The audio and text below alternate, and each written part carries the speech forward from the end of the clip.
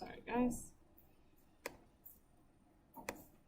So today in lecture, we're just going to go over your homework number 3. We'll be done with that note packet, and we're going to be starting latitude and longitude today. You will have homework tonight. I know, that's such a bummer. But hopefully we'll get it started in class. That's my goal for you. You're going to put homework 1 on Google. And then tomorrow, not tomorrow, the next time we have lab, which is on Tuesday of next week, because we're off on Monday, you will finish lab 3. But you don't need to worry about that today because you don't have lab. And there is a quiz next Friday, which will be on everything we've done since the last quiz. So I'm going to calibrate my pen while you guys take out last night's homework. Yes? Wednesday, are we going to get to work on the lab in class? Yes, you will have a whole other lab period to work on it. Oh, Good wait, question. You mean how like we've been working on that paper proving? I don't know what you mean by that paper. What are you talking about, Brody?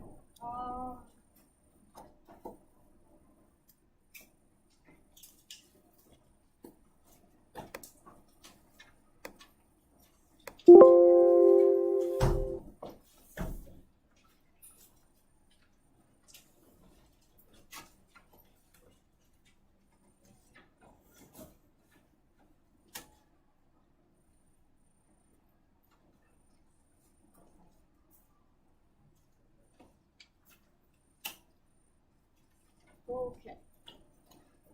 Does anyone still need this up? Who do we not have here today? Here's the name again. Here's the file. And that's it. Nice. Okay. I'll take attendance later. So let's look at how you did on your homework last night. It was a tricky one, I will say that. So if you didn't do as well as you normally would have, don't worry too much. So the average was an 8.7 out of 11. And I'm just going to run through quickly so you guys can see what I see when I'm just doing an overview of the homework. So looking at questions 1 and 2, it looks like most people had no problem with that one. There was a few people that were unsure. I'll go over it, but just maybe not as in-depth as I would have some of the others. Question 3 looks okay. Question 4 looks like people had trouble on, so we'll go over that because 23 people picked the wrong answer, so we'll look at that. There were 2 correct answers for this one, so it looks like between those 2, everyone got that one right. Most people got this one correct. Thermosphere, good. This one looks good. This one looks good. And yeah, the last one I'll talk about, but a lot of people got the last one wrong just because they weren't answering the question fully. They answered some of it correctly, just not the entire question. So if your homework is out, good. If not, take it out. And it looks like this. Homework 3, selected properties of Earth's atmosphere. I'm going to zoom out a tiny bit so we can fit this on here. Let's make this 390. That's better. All right, number 1. An air temperature of 95 degrees Celsius most often exists in which layer of the atmosphere? Using the reference table, we should see that 95 degrees Celsius is almost 100, and that's the closest to the thermosphere. Thermosphere is super hot. Number 2, most of the water vapor in the atmosphere is found in the troposphere, the very bottom. It has between 2 grams per meters cubed to about 40 grams per meters cubed, okay? The stratosphere has a very little bit, and the mesosphere and thermosphere have absolutely none, okay? Number 3. Ozone is concentrated in the Earth's atmosphere at an altitude of 20 to 35 kilometers. Which atmospheric layer contains the greatest concentration of ozone? So using this range and what we learned not yesterday but the day before, you should have seen that this is the stratosphere. And I'm going to put a little star next to question 3 because maybe you realized it and maybe you didn't. Number 3 gives you the answer for question number 9. So this one will help you with question number 9 because question 9 is really scary. This one is not so much, and I'll show you why, okay, when we get to it. Number 4, this was one that people had trouble on. So I'm going to use, I'll use the reference table to go over this so you can actually see where we found the answer. So it says, let's see, a weather balloon released from the surface, remember this is the surface, this bottom line, the surface of the earth, 0 kilometers or 0 miles, rises through the troposphere. So it's moving through the troposphere. The instrument it carries will indicate what? So they want to know something about the temperature, the pressure, and the water vapor in the troposphere. So as we go up in the troposphere, the temperature gets closer to -55, so it's decreasing. The air pressure starting at 1 atmosphere starts to approach 0, so air pressure decreases. And water vapor starting at 40 goes down to 20 and then starts to decrease almost to 0 once it gets to the top. So what we should have done is pick the correct answer, which says every single one of these decreases as you go up in the troposphere. And so that correct answer was choice C in your homework. Okay. Any question on that one? Because that was the one I saw most people get wrong. Which I was actually surprised at because I thought the back was harder. But I guess you guys are not scared of Regents questions. Number 5. An altitude of 95 kilometers above Earth's surface, this would put you in the thermosphere. Nearly 100% of incoming energy from the sun is detected. And then once we drop down to 55, most of the incoming X-ray and some ultraviolet can no longer be detected. So they want to know what happened to it. And so pretty much they're asking what layers you're passing through. So we're going from the thermosphere, and at 55 you're in the mesosphere. So the correct answer was either A or B, whichever one you said. C and D, these were too low. They're too toward the bottom. So those weren't the correct answer for that one. But I took either A or B. Okay. Next one. The movement of volcanic ash occurred at an altitude of 1.5, and they want to know where this layer is. 1.5 kilometers is in the troposphere, not the thermosphere. Okay. Number 7. Which layer of Earth's atmosphere contains no water vapor and has an air temperature that increases with altitude? So I'll go back to the reference table for this one as well. So you're looking for something with no water vapor. So the troposphere definitely has water vapor, and the stratosphere has a tiny little bit of water vapor, but there's no water vapor in these 2 layers. And so we're looking for a temperature increase. So looking at the mesosphere, we go from 0 degrees to -90, so the temperature decreases in the mesosphere. And then we go from -90 to 100 plus in the thermosphere, so temperature increases. So thermosphere is the answer to this question, which was choice D. Okay. Number 8, I thought was pretty self-explanatory.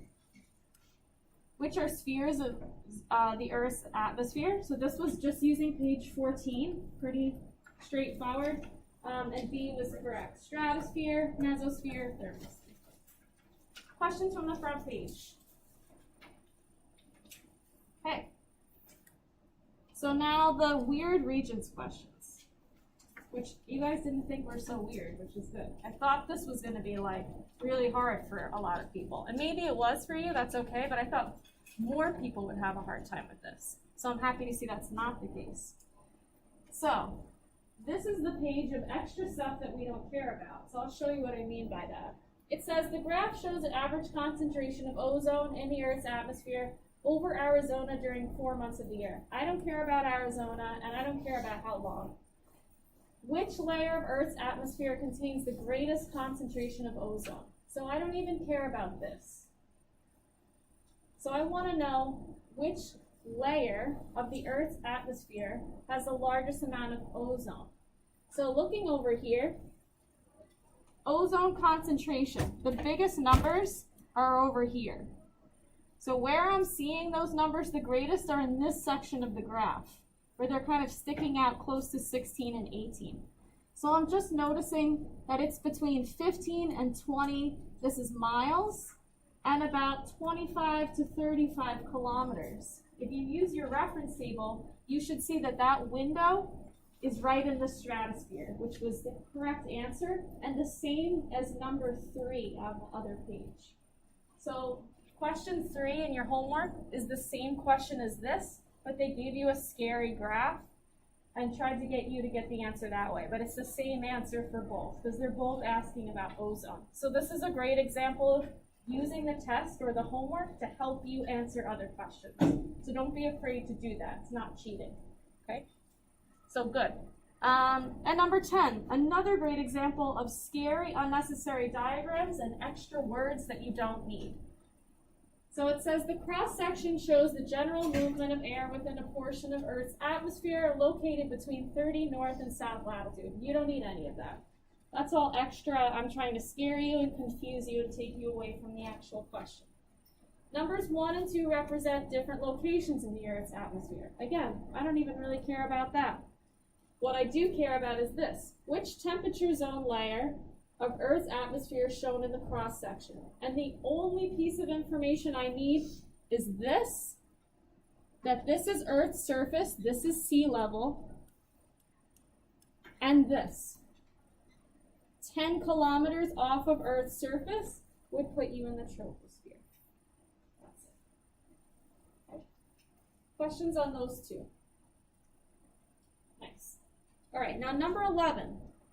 From what I saw when I was grading the homework, it wasn't that you didn't understand the concept of temperature and pressure change, it was that your answer wasn't complete, which I think I've spoke about before, and we'll keep going back to it because it's hard to get into the mode of fully explaining yourself and kind of pretending that the person grading it, aka me, doesn't know anything, and I need you to then tell me that. So I'm going to draw a picture of a mountain because I think it helps to visualize this. It says a mountain climber climbs to the summit of a 7-kilometer mountain. Okay, so the summit means the top. So our climber, which we'll draw, goes up the mountain. And then he returns to his campsite on the other side. Here's his tent. He's got a little fire going. Maybe he's going to roast a marshmallow. Who knows? Okay, he's going to go back down the other side. Explain what happens to temperature and pressure. As he ascends, ascending is to go up to the summit and then returns back to his campsite for both temperature and pressure. Most people just told me about temperature. And also most people just told me about this way, not this way, okay? So what I would have needed to see for a complete answer on this one was that when he was going to the top of the mountain, what should happen to the temperature as he gets to the top? Maybe there's a little snow at the top, Lily? Decrease, exactly. It's going to get colder as he gets to the top. What about the air pressure, his ability to breathe? Is there going to be more air up there or less? There's going to be less here because as you go up the molecules, gets less and less. The amount of molecules. Yeah, you're exactly right. The amount of air molecules decreases as we get higher in the troposphere. So this will also go down. So as he goes up, he'll have colder conditions, and maybe it'll get a little bit harder for him to breathe. He'll get a little winded. And then he goes back down to the other side. What should happen to the temperature then? As we're back down to sea level, what do you think? One hand only? When we went up, it got cold, and now we're coming back down, Camden. It gets warmer, so temperature should increase. And what should happen to the amount of air that he has available to him to breathe? Yeah, we'll have more. So what you should have said here was as he ascends, the temperature and pressure will decrease, and as he returns or goes back down, they'll both increase. That would have gotten you full points for this, okay? So again, I don't think the concept was difficult. I think understanding and answering the whole question was where we struggled there, okay? And again, you're still learning. This is just a homework, but maybe on a test or a quiz, fully explain yourself, okay? Any questions on the homework? Nice. So I would like you to have a pencil for today's notes, and you don't need anything out except the pencil, and we will probably use the whiteboards toward the end, okay? And we have new notes for you today, too.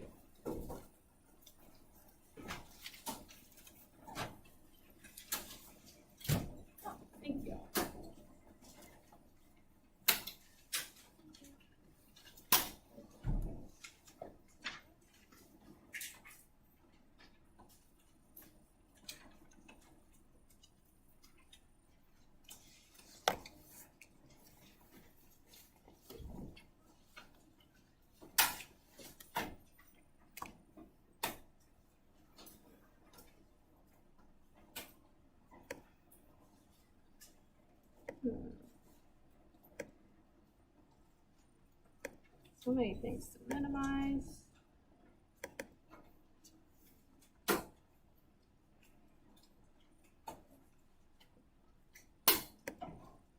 And we're just missing Kyle, I think. Okay, so we're gonna start something, thank you, a little new today. We're gonna talk about latitude and longitude. And I asked this to first period, and they said you kind of have heard about latitude and longitude before, maybe in another class, yes? Some, yeah, a little bit. So now you'll be a little bit better acquainted. So the beginning of the period today, we're just gonna get some notes down, and I'm gonna keep referring back to this page, so don't feel like if you don't understand what's in front of you, you're completely lost. These we need to get down so we can refer back to them later when I teach you different skills. The majority of today's skill that I'd like you to learn is to plot coordinates and then be able to write coordinates. So I'm going to focus mostly on that, although we'll be writing a lot of basic stuff since this is the first day of this chapter. Brody. Actually, my new semester, remember a couple days ago, they had a piece of paper and we said it was due Friday? The density lab, possibly? Yeah. You did that. You're good. I just checked it. Yeah, you did it. Don't worry. Okay. All right, so latitude and longitude. So essentially, latitude and longitude is a grid system that we use to kind of pinpoint locations on Earth. This is latitude, and this is longitude. Let's even label it that way. Or did I do that for you in your notes? No? Let's do it together. This one is latitude.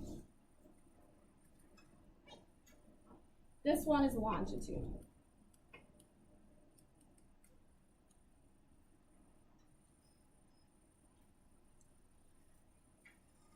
Latitude allows you to measure how far north or south you are of a line called the equator.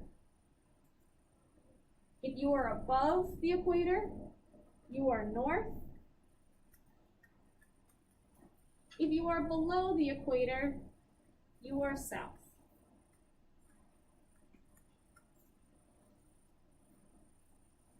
So we are right now in New York.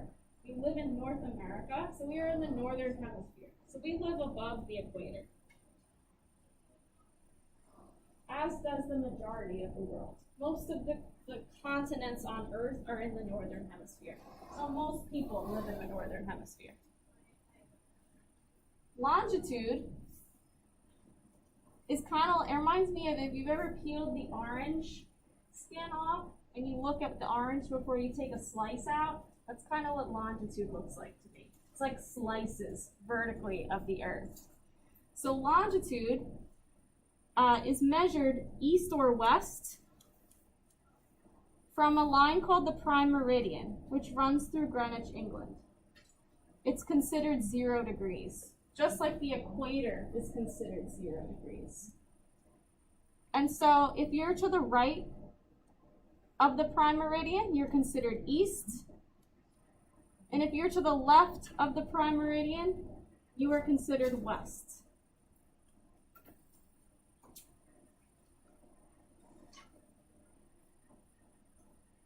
And so we're really just going to talk a little bit more specifically about latitude and longitude and then really get into the coordinate plotting for today.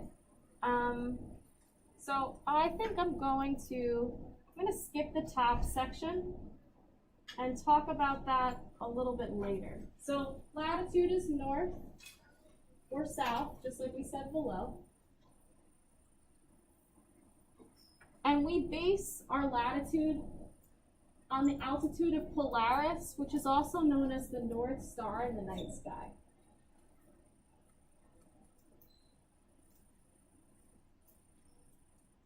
And so I gave you a little picture in your notes of what that kind of looks like. So you have a couple different people standing on an Earth. And so there's 3 people, one at the North Pole, one at the equator, and one in the southern hemisphere.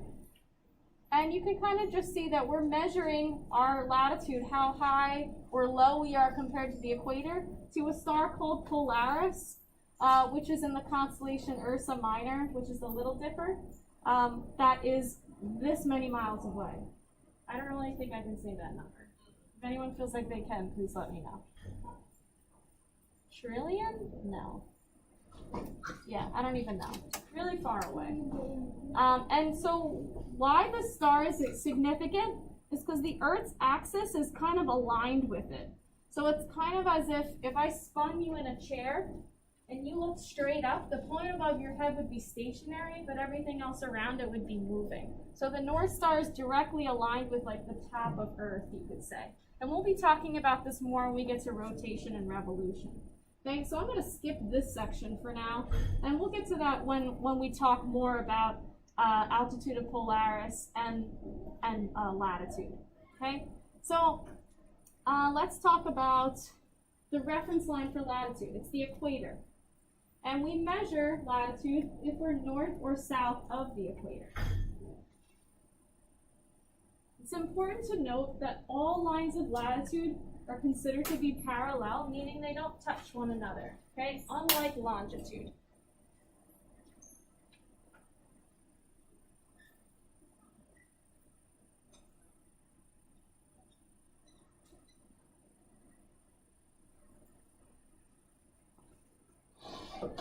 Okay, so again, your latitude is down there on the left. And so you can see they're just circles within circles. So the 60-degree line never touches the 45, that never touches the 30, that never touches the 15.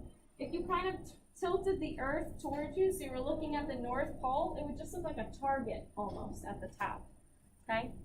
And so that's latitude. So it measures how far north you are from the middle of Earth, called the equator, or how far south you are. So then that brings us to longitude. So longitude measures how far east or west you are of a line called a prime meridian. Bless you. Now we decided our longitude degrees based on how quickly the Earth spins. The Earth spins 360 degrees in 24 hours. So a full spin, and it takes 1 day. And so we can figure out the rate that we spin by just dividing 360 by 24. So we spin at a rate of about 15 degrees per hour. And so this is where time zones come from. And we'll talk about that more next week too. Like I said before, our reference line for longitude is the prime meridian. So it's kind of like the equator of longitude. And longitude is measured how far east or west you are of that line.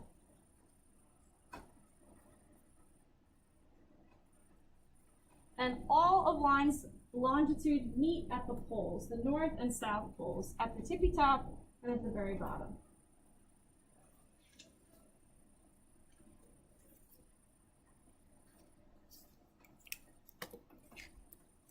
And so the stuff I said we'll skip, we'll get back to eventually. I'm just not super worried about it right now, and I'd rather not overload you with information. So let's get to the actual practice of this, because all this is good and nice, but it doesn't necessarily need to be memorized if you can look at a map and kind of figure it out, okay? So I would like you to turn in your notes. I think this is on the very back page. It might be. It should be a big world map. I would keep that in there. I wouldn't tear it out unless you like have to, because it's easy to lose. Okay, and there is something on the back. Okay, so I'm going to show you a really good way to set up your page so that when you do your latitude and longitude coordinates, it's so much easier to see. Okay, so if you want to have, you can do this in colored pencils or a highlighter. If you want to do different colors and color code it a little bit, just be sure you know exactly where you're going to put the information so you don't make a mistake and make a mess. I'm going to color code mine as well because I think it's easier to see. So first off, I'm going to trace over the equator. So the line that's 0 across the middle of the page, I'm just going to carefully draw a line connecting it.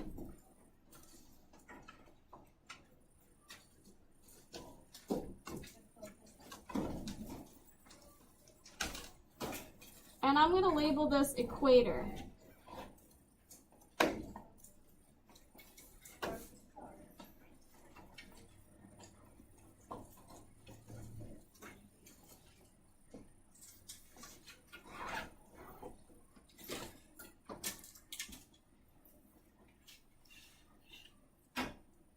And so anything that's above the equator, anything from the 0 on up to the top, is considered north. And anything from the 0 all the way down, that's considered south.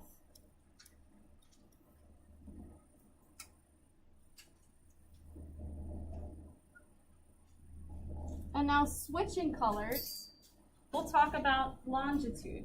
Because remember, north and south is latitude. And we're going to talk about east and west now, which will be longitude. Okay. If you want to write the north and south on the left too, you can. I just have no room for it. Okay? So the next one, we're going to draw a line down the 0. So pretty much find both zeros, and you're going to draw a line through them to darken them. It'll make it easier to see, and then we can figure out the rest that we need to get to. So this is our prime meridian.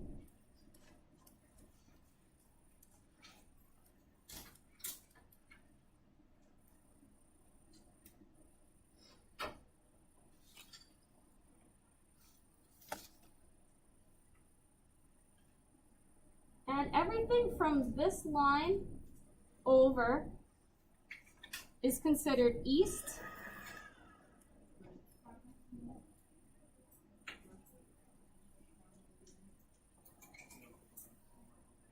And this east line is going to continue. Because remember, is the Earth a flat rectangle?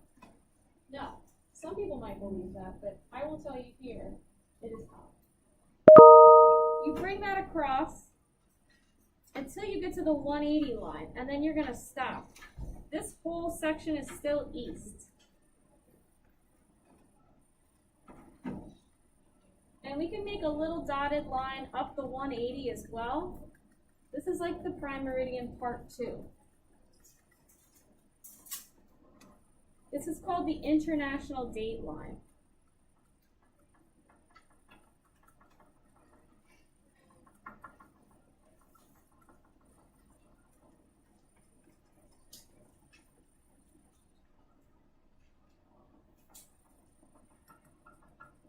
And anything I do on the bottom, you can also do on the top if you want to. But I just don't have any room up there. Okay, so this is east, and it continues east until it gets to this point. And now from here to here is west.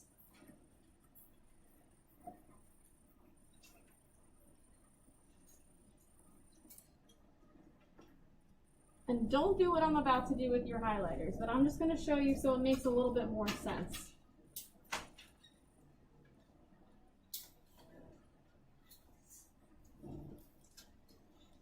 Don't do this.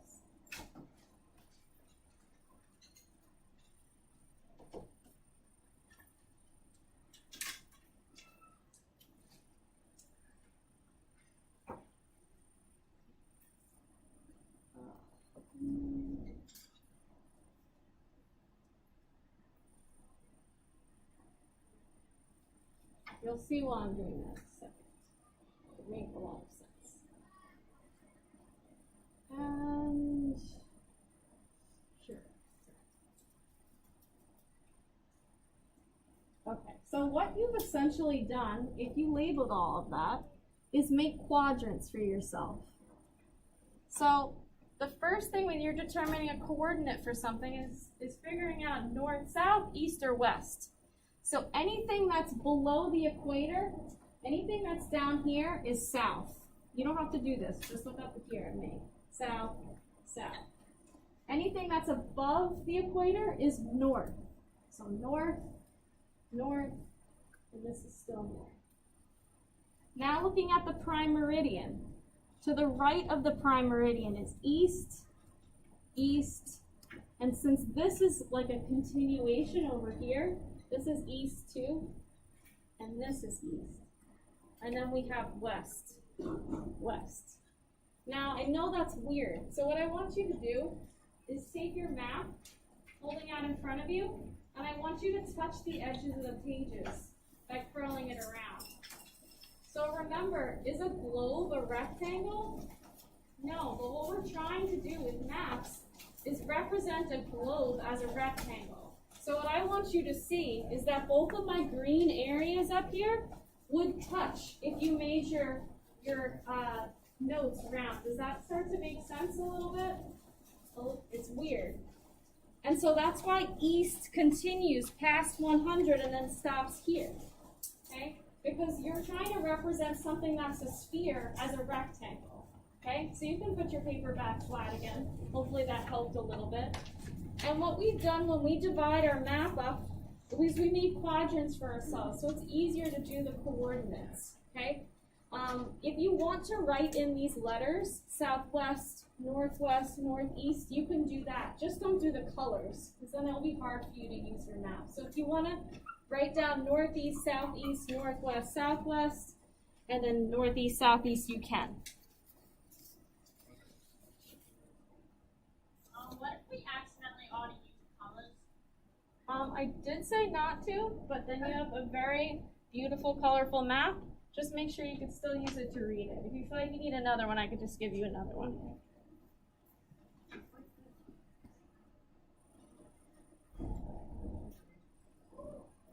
Okay? And so now what we're going to do is we're going to practice plotting coordinates. That's kind of what we're going to do for the rest of today. I'm going to erase this so it doesn't look like a big old mess. Maybe I'll just do this. This would be easier. Here you go. Okay, so we're looking at your notes, and we're going to start with A here.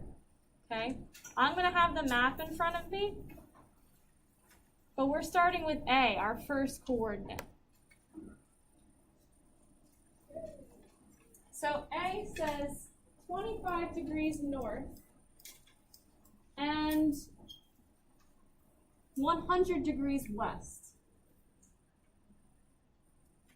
And so the first thing we look at is deciding north or south. So if it says degrees north, that means it's got to be up here somewhere. And so what we can do is estimate. So here's 20, here's 40. This would be 30, like in the middle. So 25 would be about right here. So that's 25 north. And then we need 100 west. And so 100 west is down here, because remember this whole section here is west until 180. And so our first coordinate's going to go right about here, right in Mexico. So this is A. That's our first coordinate.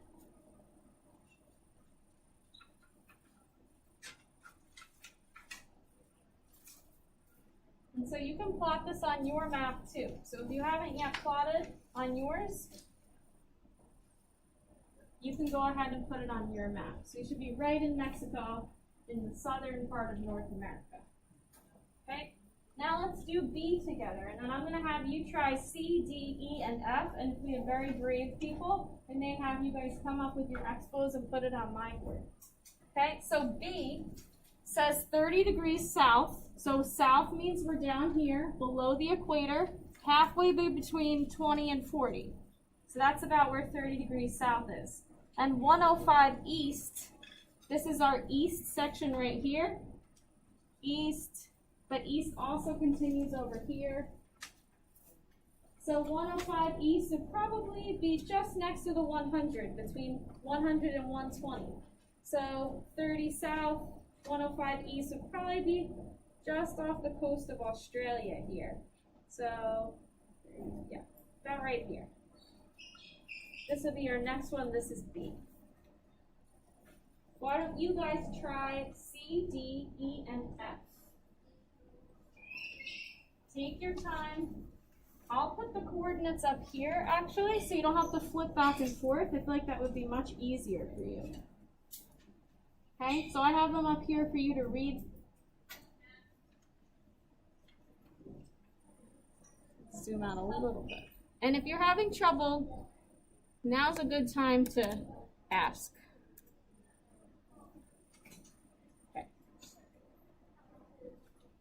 This is tricky, but once you get the hang of it, you start to get better.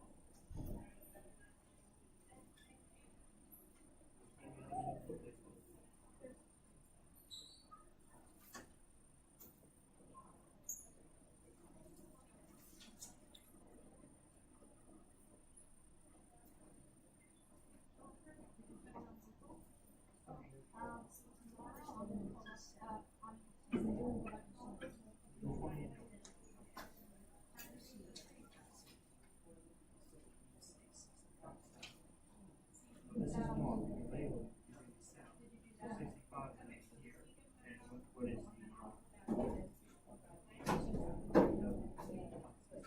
Okay.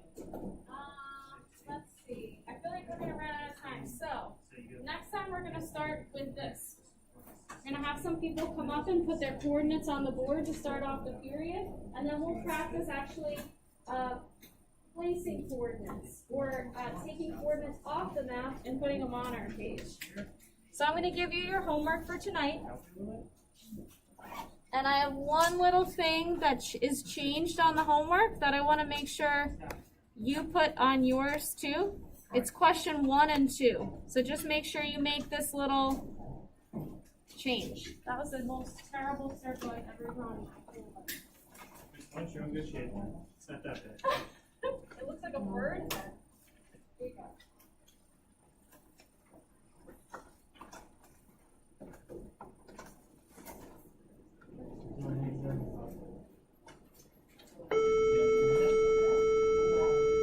So just change those first 2 words in questions 1 and 2 when you get it.